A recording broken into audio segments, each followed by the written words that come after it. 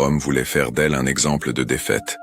Ils avaient prévu de l'humilier publiquement, de détruire sa pureté, de briser sa foi devant les foules. Mais lorsqu'ils tentèrent d'exécuter le plan, l'impossible se produisit. La victime se transforma en victorieuse, le lieu de la honte devint un sanctuaire, et la jeune fille condamnée à la destruction devint immortelle. Ce qui s'est passé ce jour-là dans la Rome antique a changé le cours de l'histoire. Préparez-vous à rencontrer Sainte Agnès, la martyre qui a vaincu un empire sans lever une seule arme. Rome, fin du IIIe siècle. La ville qui avait un jour conquis le monde connu tremblait maintenant sous le poids de ses propres contradictions. Dans les rues de marbre et de pierre, où résonnaient autrefois les cris de victoire des légions, résonnaient désormais d'autres sons. Le bruit des chaînes, les pleurs étouffés des prisonniers, le fracas des portes des cachots se refermant sur ceux qui osaient professer une foi différente. L'Empire romain, dans son obsession du pouvoir absolu, exigeait non seulement l'obéissance politique, mais aussi la soumission spirituelle. Les empereurs voulaient être adorés comme des dieux, et tout refus était perçu comme une trahison. Pour les chrétiens, qui reconnaissaient un seul Seigneur au-dessus de tous les trônes terrestres, cette exigence signifiait un choix impossible, trahir leur conscience ou affronter la mort. C'est dans ce scénario de terreur organisée qu'une petite fille naquit dans une famille chrétienne de Rome. Ses parents, conscients du danger qui entourait leur foi, l'élevèrent avec un soin extrême, lui enseignant les vérités de l'Évangile en secret, loin des yeux vigilants des soldats impériaux. La petite Agnès grandit en écoutant des histoires sur Jésus-Christ, sur son amour infini, son don total sur la croix, sa victoire sur la mort. Dès son plus jeune âge, quelque chose d'extraordinaire brillait chez cet enfant. Ce n'était pas seulement sa beauté physique, qui commençait à éveiller des regards admiratifs les rares fois où elle apparaissait en public. C'était quelque chose de plus profond, de plus troublant pour ceux qui l'observaient, une maturité spirituelle qui défiait son jeune âge, une certitude intérieure qui semblait inébranlable, une lumière dans les yeux qui ne s'éteignait pas même face aux nouvelles les plus terribles qui arrivaient sur le sort des chrétiens capturés. À 12 ans, alors que la plupart des filles romaines commençaient à peine à rêver de mariage et de robe, Agnès avait déjà fait son choix. Dans une décision qui surprit même ses parents dévots, elle déclara solennellement qu'elle consacrerait sa vie entièrement au Christ. Il n'y aurait pas d'autre époux pour elle. Il n'y aurait pas d'autre famille que la communauté des fidèles. Il n'y aurait pas d'autre amour que celui qui l'avait créé et racheté. Ses parents tentèrent de la dissuader non par manque de foi, mais par amour maternel et paternel. Ils savaient ce que cette décision signifiait dans une société où les femmes étaient valorisées principalement par leurs alliances matrimoniales, où refuser un prétendant noble pouvait entraîner de graves conséquences. Mais Agnès resta ferme, et dans ses yeux brillait une détermination qui n'admettait aucune remise en question. La beauté d'Agnès, cependant, ne passerait pas inaperçue. Dans une ville où le pouvoir et la richesse cherchaient constamment de nouvelles formes de manifestation, une jeune fille extraordinairement belle devenait automatiquement un objet de désir et de dispute.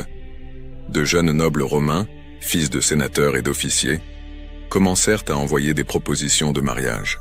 Certains offrèrent des fortunes, d'autres promettaient des positions privilégiées dans la société romaine.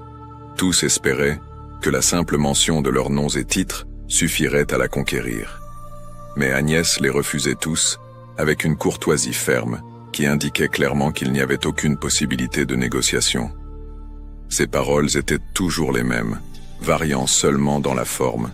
« J'ai déjà un époux, il est plus noble que tous les nobles de Rome, plus riche que tout l'or de l'Empire, plus puissant que n'importe quel empereur.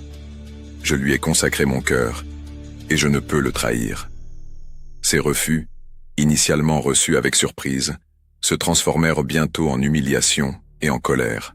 Comment une fille, encore si jeune, osait-elle refuser les meilleures parties de Rome? Quelle était cette arrogance? Quel secret gardait-elle? Ce fut sous le règne de Dioclétien, l'un des empereurs les plus implacables dans la persécution des chrétiens, que la situation d'Agnès devint insoutenable. Un jeune homme d'une famille puissante, fils d'un haut fonctionnaire romain, était tombé éperdument amoureux d'elle. Ses propositions étaient de plus en plus insistantes, ses cadeaux de plus en plus précieux. Mais Agnès restait inflexible. Un jour, consumée par le rejet et l'orgueil blessé, Le jeune homme confronta Agnès directement dans les rues de Rome. La conversation, qui commença comme une dernière tentative de persuasion, se transforma rapidement en un interrogatoire hostile. « Pourquoi me rejettes-tu » demanda-t-il, sa voix oscillant entre la supplication et la menace. « Quel défaut trouves-tu en moi que tu ne puisses pardonner? Quelle richesse te manque-t-il que je ne puisse offrir ?» Agnès le regarda avec un mélange de compassion et de fermeté. « Ce n'est pas à propos de toi, » répondit-elle d'une voix calme. « C'est à propos de celui à qui je me suis déjà consacré. Jésus-Christ est mon Seigneur, mon époux, ma vie. Je ne peux l'aimer à moitié, je ne peux le partager avec un autre. » Les mots furent comme une révélation dévastatrice. Chrétienne, elle était chrétienne. Soudain tout prenait sens. Les refus, l'étrange maturité, cette paix inexplicable. Et en même temps, ces mots étaient une condamnation à mort dans une Rome qui considérait le christianisme comme une menace existentielle. Le jeune homme, d'abord choqué, vit bientôt dans cette révélation une opportunité. S'il ne pouvait l'avoir par amour, peut-être pourrait-il l'avoir par la peur. Peut-être que la menace de la prison et de la torture la ferait reconsidérer sa position. Après tout, elle n'était qu'une enfant. La dénonciation fut faite rapidement. Agnès fut amenée devant les autorités romaines, accusée de professer une religion illégale et de refuser ses devoirs civiques en méprisant un mariage qui renforcerait les relations entre des familles importantes de Rome. Le juge qui l'interrogea s'attendait à un procès simple. Devant la gravité des accusations et la jeunesse de l'accusé, il suffirait de l'effrayer un peu, peut-être de la menacer de punitions sévères, et elle renoncerait à cette folie chrétienne. Alors elle pourrait retourner à sa vie, se marier convenablement, et tout le monde oublierait cet épisode incommode. Mais quand Agnès entra dans la salle du jugement, quelque chose dans son maintien déconcerta les présents. Elle ne tremblait pas, elle ne pleurait pas, elle ne suppliait pas la miséricorde. Elle marchait avec la dignité d'une reine, bien qu'elle ne fût qu'une adolescente. Ses yeux, loin de montrer de la peur, brillaient d'une lumière qui semblait venir d'un autre monde. « Tu es accusée d'être chrétienne et de refuser des devoirs sacrés envers Rome, » déclara le juge, sa voix résonnant dans la salle de pierre. « Nie ces accusations et offre un sacrifice au dieu de l'Empire, et tu seras épargnée. » Agnès leva la tête. « Je ne nie rien de ce que je suis, » répondit-elle, sa voix jeune mais étonnamment ferme. « Je suis chrétienne et servante de Jésus-Christ. Quant à vos dieux de pierre et de bronze, je ne leur dois rien. Ils ne peuvent pas me sauver, ils ne peuvent pas m'aimer, ils ne peuvent pas me donner la vie éternelle. Seul le Christ le peut. » Un murmure parcourut la salle.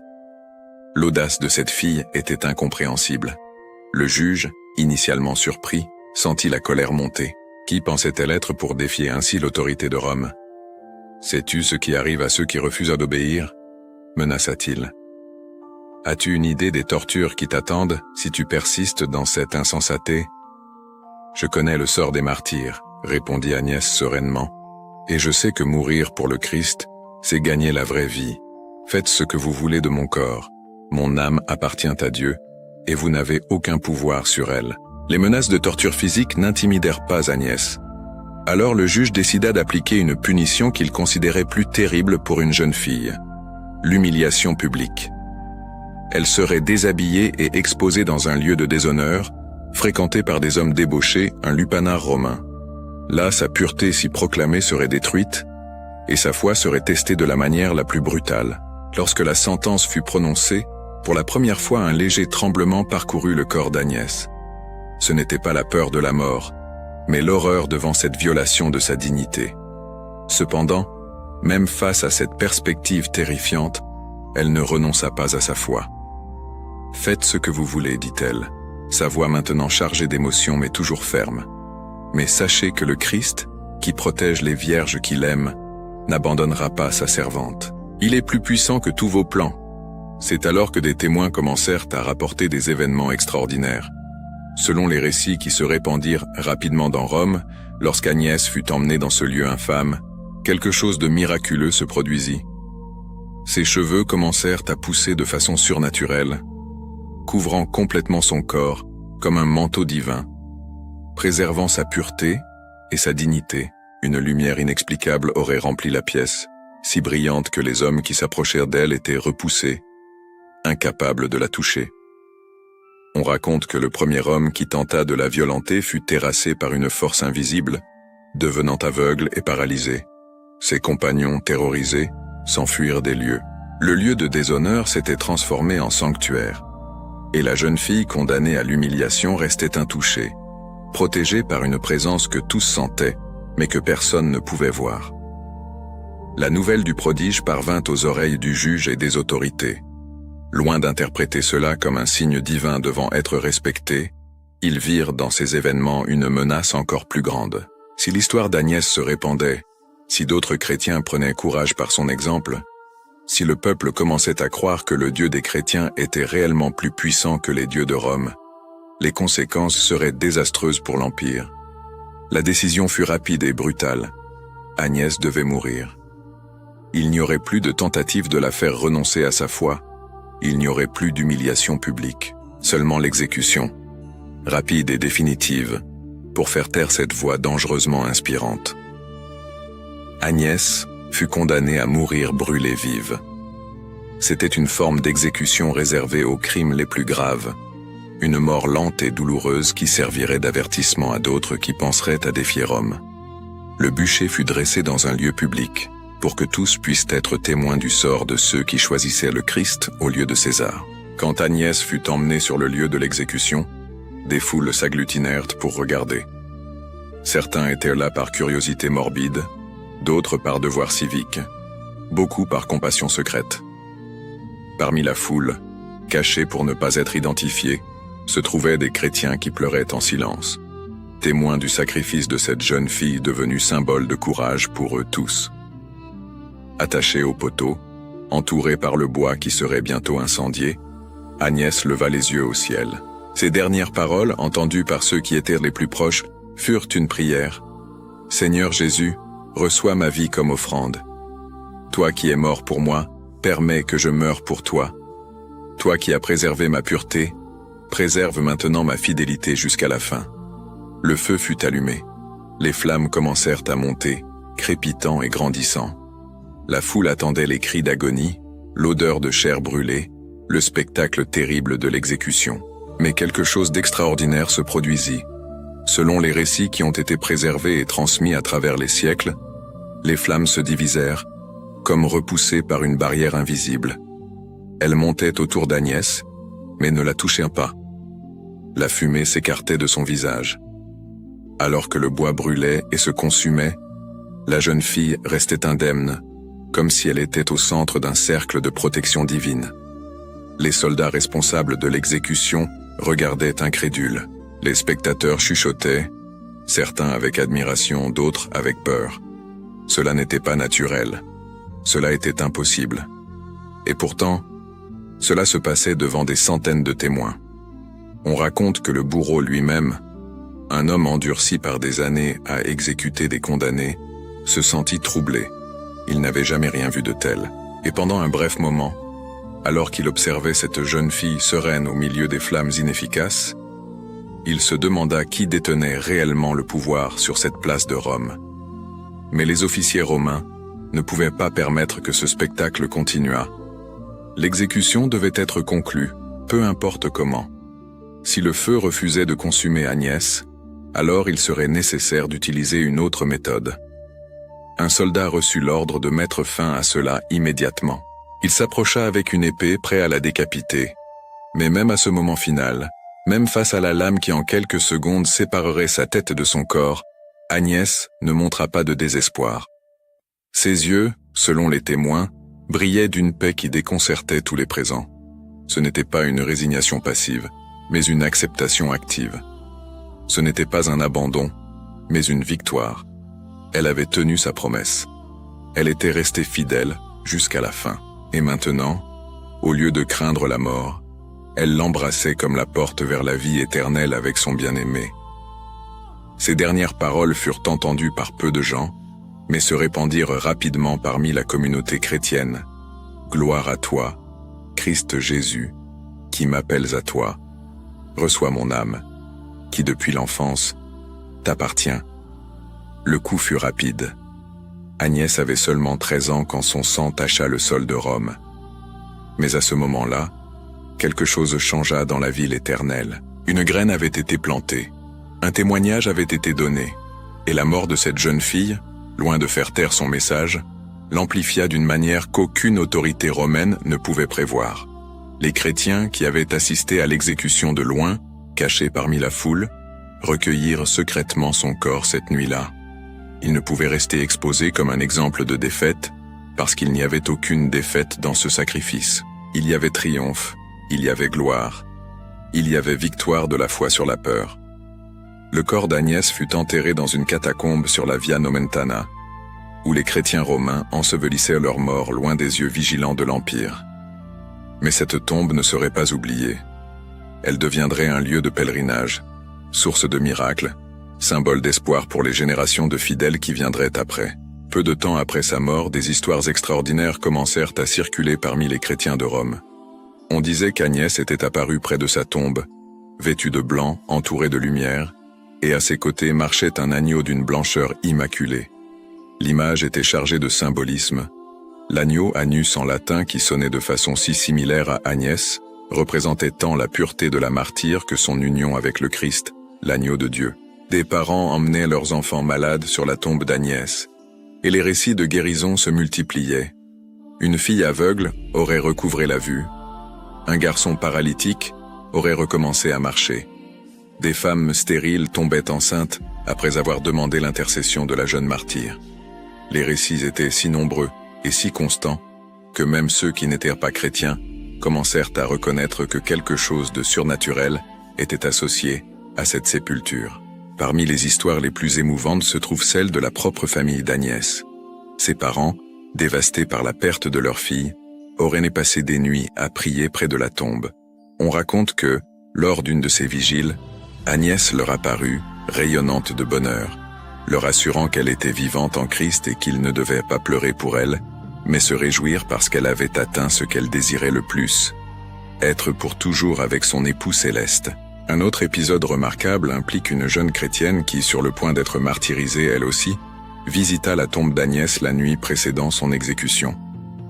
Selon le récit, Agnès lui apparut et lui donna des forces, disant « Ne crains pas, ce qui semble terrible est en réalité merveilleux.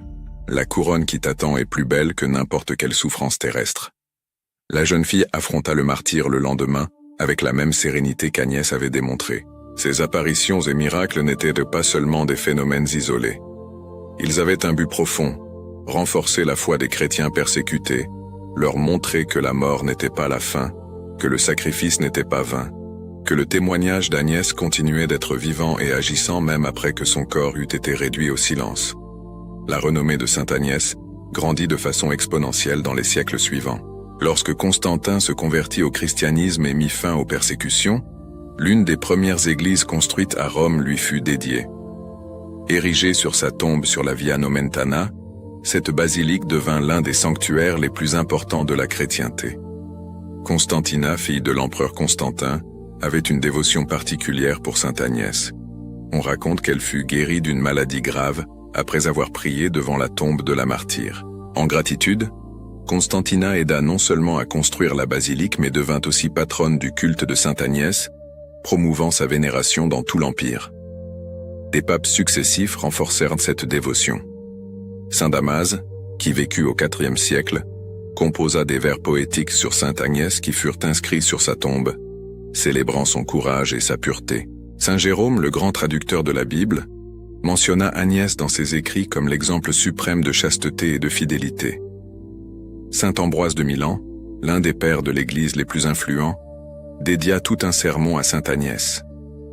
Ces paroles, préservées jusqu'à aujourd'hui, révèlent l'admiration que la jeune martyre inspirait. Elle avait l'âge d'être punie, mais la maturité pour vaincre. Elle avait un corps d'enfant, mais un courage de héros. Elle fut jugée par le tribunal des hommes, mais fut couronnée au tribunal de Dieu. La tradition de l'agneau, si intimement associée à Sainte Agnès, se développa de manière unique. Chaque 21 janvier, date de sa fête liturgique, 2 agneaux sont bénis dans la basilique de Sainte Agnès à Rome. Leur laine sera utilisée pour tisser les palliums, vêtements blancs, que le pape remet aux archevêques métropolitains, comme symbole de leur autorité pastorale. Ainsi, le symbole d'Agnès reste présent dans la hiérarchie de l'Église jusqu'à aujourd'hui. Parmi les légendes qui entourent Sainte Agnès, l'une des plus fascinantes implique une tentative de vol de ses reliques. Selon l'histoire, au Moyen Âge, des marchands sans scrupules tentèrent de voler les restes mortels de la sainte pour les vendre à des prix exorbitants. Les reliques de saints étaient extrêmement précieuses à l'époque, objets de vénération qui brassaient aussi des fortunes.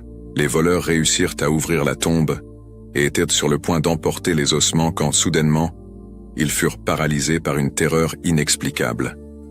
Certains récits disent qu'ils virent une lumière éblouissante, d'autres qu'ils entendirent une voix terrible leur ordonnant de s'arrêter. Quoi qu'il en soit, les hommes lâchèrent tout et s'enfuirent, répandant l'histoire dans tout Rome. L'épisode renforça la croyance que Sainte Agnès continuait de protéger ses propres restes mortels. Un autre mystère entoure l'apparence physique d'Agnès elle-même. Il n'existe pas de portrait contemporain d'elle, mais au fil des siècles, les artistes l'ont représentée de manière remarquablement constante. Toujours jeune, toujours avec l'agneau, toujours avec une expression de sérénité et de détermination. D'où venait cette constance? Certains suggèrent que c'était une inspiration divine. D'autres croient que des descriptions transmises oralement ont préservé des détails authentiques de son apparence. Une légende particulièrement touchante raconte l'histoire de soldats romains qui auraient participé à son exécution. Plusieurs d'entre eux, troublés par ce dont ils avaient été témoins, en particulier par l'épisode du feu qui ne la consuma pas, se seraient secrètement convertis au christianisme. L'un d'eux serait devenu prêtre et aurait passé le reste de sa vie à prêcher sur le martyre d'Agnès, considérant ce jour comme le moment de sa propre conversion. Il y a aussi des histoires de guérisons miraculeuses attribuées à Sainte Agnès à travers les siècles. L'une des plus documentées se produisit au XVIe siècle, lorsqu'une épidémie de peste ravageait Rome. Une procession avec les reliques de Sainte Agnès fut organisée, et selon les registres de l'époque, le fléau diminua drastiquement dans les jours suivants. L'événement fut considéré comme miraculeux et augmenta encore davantage la dévotion populaire envers la sainte. L'une des curiosités les plus fascinantes sur Sainte Agnès est la tradition des demoiselles romaines. Pendant des siècles, le jour de sa fête, de jeunes femmes visitèrent sa basilique pour demander son intercession sur des questions de pureté et de vocation. Beaucoup de jeunes filles qui ressentaient un appel à la vie religieuse allaient y chercher confirmation et courage, inspirées par l'exemple d'Agnès qui consacra sa vie au Christ dès son plus jeune âge. Sainte Agnès est devenue la patronne de plusieurs causes, des vierges, de la pureté, des jardiniers, en raison de la légende selon laquelle des fleurs poussaient près de sa tombe, des jeunes filles en âge de se marier cherchant une orientation, et curieusement des victimes d'abus. Ce dernier patronage reflète la reconnaissance de l'Église concernant la violence qu'Agnès a subie et sa protection miraculeuse. Son nom a inspiré des générations. Dans les pays de langue portugaise, Inès est devenu un nom populaire portant avec lui l'histoire de la martyre romaine. Dans d'autres langues, Agnès, anglais, Agnès, français, Agnès, italien, Inès, espagnol. Chaque variation préserve la mémoire de cette fille courageuse. Dans l'art sacré, Sainte Agnès est l'un des thèmes les plus récurrents. Des peintres de la Renaissance comme Andrea del Sarto et le Dominicain ont créé des chefs-d'œuvre la représentant. Ces sculptures ornent des églises dans le monde entier. Dans chaque représentation, les éléments demeurent, la jeunesse, l'agneau, souvent une palme, symbole du martyr, et une couronne, représentant sa victoire spirituelle. Une tradition moins connue mais profondément significative est l'eau de Sainte Agnès. Dans la basilique romaine, il y a une source qui jaillit près de l'emplacement de sa tombe. Pendant des siècles, cette eau a été considérée comme miraculeuse, utilisée pour des baptêmes et des bénédictions. Les pèlerins emportaient de petites portions vers leur terre, répandant la dévotion à la sainte dans tout le monde chrétien. Même à l'ère moderne, Sainte Agnès reste étonnamment pertinente. Dans un monde qui valorise souvent la jeunesse uniquement pour son apparence extérieure, elle représente une profondeur spirituelle qui transcende l'âge. Dans une culture qui promeut parfois la promiscuité comme liberté, elle démontre que la vraie liberté réside dans le choix conscient de celui à qui l'on appartient. Son histoire résonne particulièrement auprès des jeunes qui font face à des pressions pour compromettre leurs valeurs. Lorsque des adolescents sont poussés à suivre des comportements qui violent leur conscience, L'exemple d'Agnès offre un modèle alternatif. Il est possible de dire non, il est possible de rester ferme, il est possible de subir des conséquences, et pourtant de rester fidèle à ce en quoi l'on croit. Des organisations de protection de la jeunesse dans le monde entier ont adopté Sainte Agnès comme symbole. Des groupes qui combattent le trafic humain, qui défendent la dignité des enfants, qui promeuvent l'éducation aux valeurs, trouvent dans son histoire une inspiration puissante. La fille de 13 ans qui a défié un empire continue de défier les structures d'oppression et d'exploitation aujourd'hui. Les théologiens modernes réfléchissent à la signification du martyre d'Agnès dans des contextes contemporains. Il ne s'agit pas seulement de mort physique par persécution religieuse, mais de toute forme de témoignage radical de la foi dans des environnements hostiles. Agnès symbolise le courage de vivre authentiquement les valeurs chrétiennes, même quand cela coûte des relations, des opportunités ou un statut social. L'un des aspects les plus troublants et en même temps les plus inspirants de l'histoire d'Agnès est la question de son âge. Comment une enfant de 13 ans, qui dans la société romaine avait à peine quitté l'enfance, a-t-elle pu faire preuve d'un tel courage? D'où venait cette maturité spirituelle qui déconcertait des adultes expérimentés? Psychologues et spécialistes de la spiritualité débattent de cette question. Certains suggèrent que la maturité spirituelle ne suit pas nécessairement la maturité physique ou émotionnelle. Agnès aurait expérimenté une grâce spéciale, une touche divine qui l'a préparée à son destin dès son plus jeune âge. D'autres pointent vers la puissance de l'éducation chrétienne qu'elle a reçue de ses parents. Dans un environnement de persécution, où professer la foi pouvait signifier la mort à tout moment, les enfants chrétiens étaient enseignés dès leur plus jeune âge sur la valeur du témoignage et le sens du martyre. Agnès a grandi en sachant que sa foi pourrait tout exiger d'elle, et elle était prête à tout donner. Il y a aussi la perspective selon laquelle Agnès représente quelque chose d'universel dans l'expérience humaine. La capacité des jeunes, lorsqu'ils sont réellement engagés pour une cause, à faire preuve d'un courage qui surprend les plus âgés. L'histoire est remplie d'exemples d'adolescents qui ont changé le monde, qui ont défié des injustices, qui ont donné leur vie pour ce en quoi ils croyaient. Sainte Agnès est devenue connue comme la sainte qui rend possible l'impossible. Sa propre histoire est une suite d'impossibilités. Une fille défiant l'Empire romain, maintenant sa pureté dans un environnement de dépravation, protégée miraculeusement du feu, influençant des siècles à travers seulement 13 années de vie. Les fidèles qui affrontent des situations impossibles ont recours à elle. Des mères qui prient pour leurs filles en danger, des jeunes qui luttent contre des tentations dévastatrices, des personnes qui ont besoin de courage pour défendre leur foi dans des environnements hostiles, tous trouvent en Agnès une intercesseuse puissante parce qu'elle a elle-même vécu l'impossible. Il existe des récits contemporains de miracles attribués à son intercession. Une mère au Brésil dont la fille adolescente était dans le coma après un accident de voiture a prié une neuvaine à Sainte Agnès. Au 9e jour, la jeune fille s'est réveillée, a complètement récupéré, et aujourd'hui consacre sa vie à des œuvres de charité, inspirées par l'histoire de la sainte qui l'a sauvée. Un prêtre persécuté dans un pays communiste s'est caché dans une catacombe pendant des semaines. Il avait seulement une petite image de Sainte Agnès. Il raconte qu'il conversait avec elle, demandait son intercession et qu'à un moment de désespoir extrême, il sentit clairement une présence féminine jeune à ses côtés, le remplissant de paix. Il réussit à s'échapper et à continuer son ministère pendant des décennies. Le symbolisme de l'agneau associé à Sainte Agnès porte des profondeurs théologiques significatives. L'agneau représente non seulement l'innocence et la pureté, mais aussi le sacrifice. Dans l'Ancien Testament, des agneaux étaient offerts en sacrifice à Dieu. Dans le Nouveau Testament, Jésus est appelé l'agneau de Dieu qui enlève le péché du monde. Agnès, alors, devient simultanément agneau et imitatrice de l'agneau. Son innocence reflète l'innocence du Christ. Son sacrifice fait écho au sacrifice du Christ. Sa mort se transforme en vie éternelle, tout comme la mort du Christ a apporté le salut. La jeune martyre et le Sauveur crucifié sont unis dans le même mystère d'amour qui se donne complètement. Cette compréhension théologique explique pourquoi Sainte Agnès n'a jamais été vue par l'Église seulement comme une victime tragique de persécution.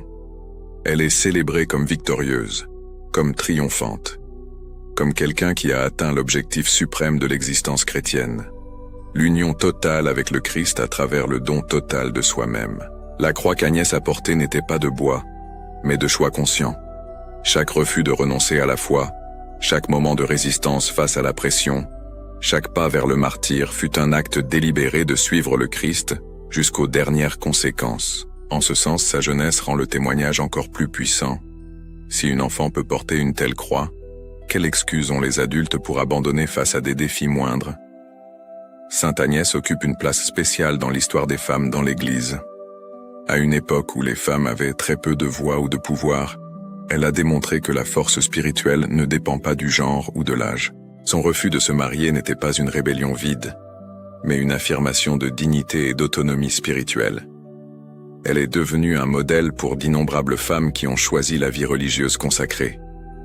Des saintes ultérieures, de Catherine d'Alexandrie à Thérèse d'Avila, ont reconnu en Agnès une précurseur, quelqu'un qui a montré que les femmes pouvaient être les protagonistes de leur propre cheminement spirituel. Mais Agnès inspire aussi les femmes dans tout état de vie. Mariées ou célibataires, mères ou célibataires consacrés, toutes peuvent trouver dans son histoire l'appel à une radicalité de foi qui n'accepte pas de compromis avec ce qui détruit la dignité humaine.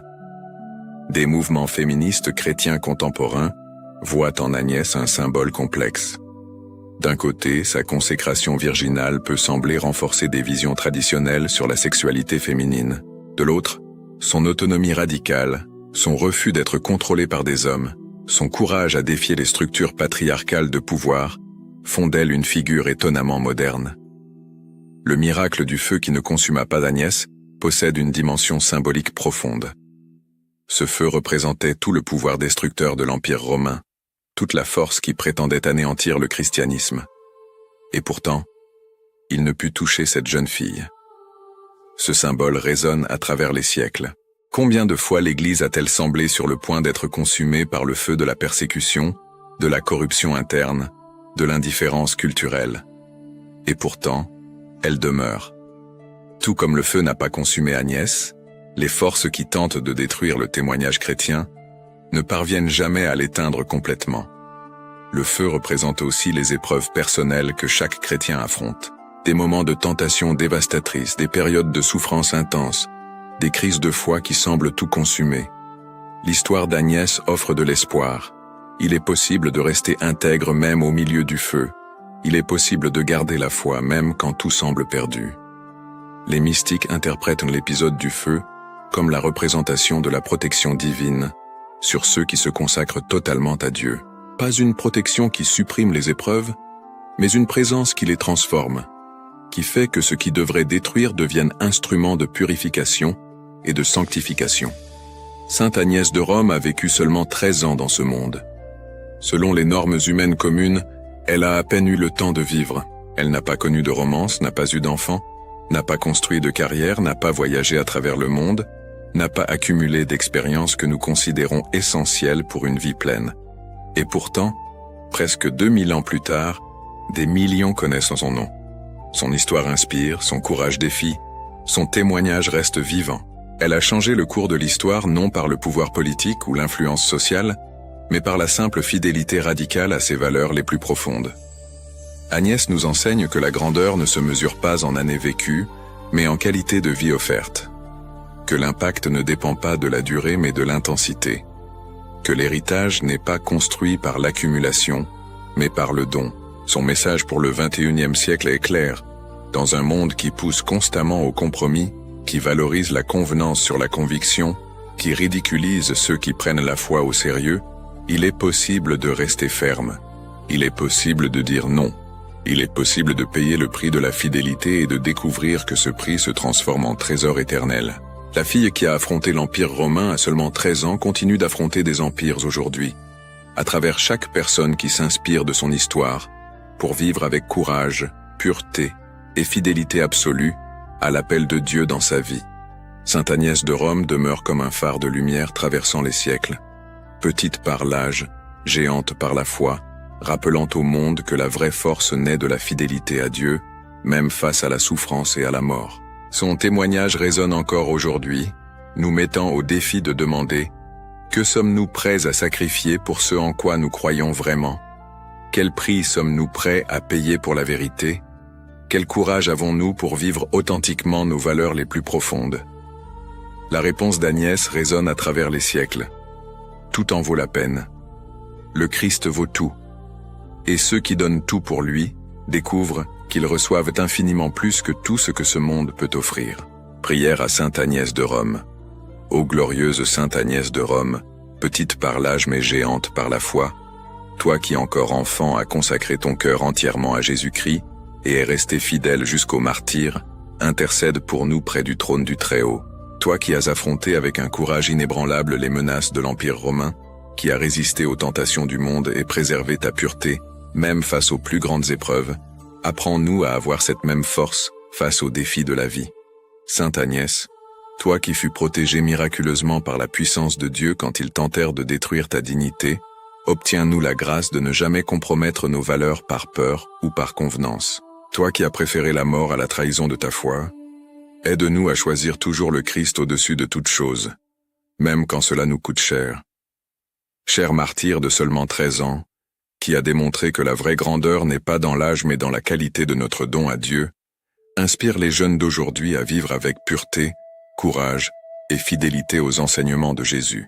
Protège les enfants et les adolescents de tous les dangers, spécialement de ceux qui menacent leur innocence et leur dignité.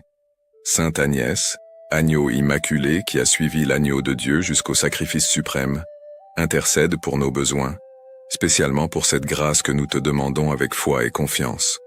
Que ton exemple d'amour radical pour le Christ nous encourage à ne jamais abandonner, à ne jamais nous rendre au mal, à ne jamais perdre l'espoir. Obtiens-nous la grâce de vivre avec la même détermination sainte qui t'a conduite à la gloire éternelle. Amen. Ma prière. Ô Père bien-aimé, le cœur humble et reconnaissant, nous nous plaçons en ta présence pour te remercier de l'appel à être semeur de ta parole à travers les vies de tes saints. Tout comme Sainte Agnès, encore si jeune, est devenue un témoin puissant de ton amour. Nous te remercions de permettre que ce canal se transforme en instrument d'évangélisation, portant le message de foi et de courage à des cœurs qui cherchent la lumière au milieu des ténèbres du monde. Que chaque histoire sacrée que nous partageons soit comme la vie d'Agnès, petite en durée mais éternelle en impact, touchant des âmes fatiguées et inspirant de vraies conversions. Tout comme cette fille de 13 ans a affronté l'empire le plus puissant de la terre avec la force que toi seul peux donner, accorde-nous le même courage pour proclamer ton évangile sans peur, sans compromis, sans nous rendre aux pressions du monde. Que le témoignage de tes serviteurs et servantes, spécialement de ceux qui ont donné leur propre vie par amour pour toi, embrase dans les cœurs de nos auditeurs le désir ardent de vivre avec sainteté, pureté et fidélité radicale au Christ. Nous reconnaissons que nous ne faisons rien par nous-mêmes. Tu es la source de toute inspiration et la force derrière chaque parole que nous prononçons. Nous te remercions de nous utiliser comme tes humbles instruments pour raconter les merveilles que tu as opérées dans la vie de ceux qui t'ont aimé par-dessus tout, qui ont choisi la croix au lieu de la couronne terrestre, qui ont préféré mourir plutôt que de te trahir. Que cette œuvre continue de renforcer la communion entre nous tous, transformant cet espace numérique en véritable famille spirituelle, unie par le même amour qui a fait préférer le Christ à tous les trésors de Rome par Sainte Agnès. Tout comme l'agneau représente l'innocence et le sacrifice d'Agnès, que nous soyons aussi des agneaux doux entre les mains du bon pasteur, lui permettant de nous conduire et de nous utiliser selon sa volonté. Nous te consacrons, Seigneur, nos voix, nos esprits et nos cœurs, demandant que chaque vidéo, chaque parole, chaque histoire partagée soit ointe par ton Saint-Esprit. Que tout ce que nous ferons ici serve à ta plus grande honneur et gloire, pour le salut des âmes et pour le renforcement de la foi de ceux qui nous accompagnent. Protège spécialement les jeunes qui regardent ces vidéos, en leur accordant la même pureté de cœur que possédait Sainte Agnès, le même courage pour résister aux tentations du monde, la même fidélité pour rester fermes en toi-même quand tout s'effondre autour. Que ta bénédiction descende abondamment sur tous ceux qui accompagnent et soutiennent ce travail, aujourd'hui et toujours, multipliant les fruits de sainteté et transformant des vies pour ta gloire éternelle.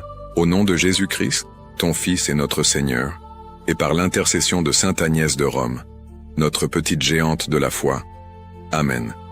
L'histoire de Sainte Agnès de Rome nous laisse une leçon qui traverse presque 2000 ans et arrive jusqu'à nos cœurs aujourd'hui.